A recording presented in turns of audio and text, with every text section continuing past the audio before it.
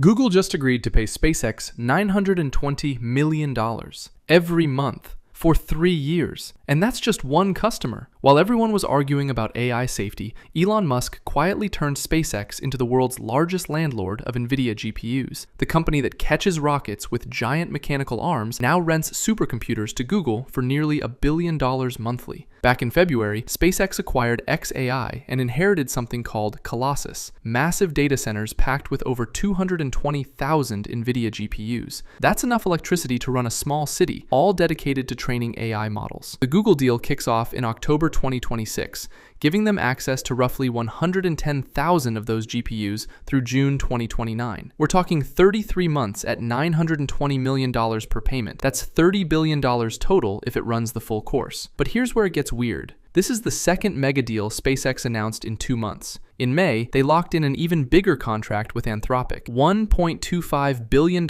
monthly through 2029. That's a $45 billion deal for exclusive access to the Memphis facility. So SpaceX is walking into their June 12th IPO with $75 billion in contracted future revenue from just 2 customers. The company is targeting a $1.75 trillion valuation, making it worth more than Apple and Microsoft combined. But the irony is perfect. 5 years ago, Google was selling compute capacity to SpaceX for their Starlink satellites. Now SpaceX is the one collecting nearly $1 billion monthly from Google because they need more GPUs to compete with Claude and ChatGPT. This completely changes what the SpaceX IPO represents. It's not just a space exploration bet anymore. It's an infrastructure play with locked-in cash flows. The $11 billion in annual revenue from Google alone would make SpaceX's compute division larger than most publicly traded tech companies. Google basically admitted they can't build GPU capacity fast enough to meet demand for their Gemini Enterprise platform. Instead of waiting years for their own data centers, they're renting SpaceX's existing infrastructure as a stopgap.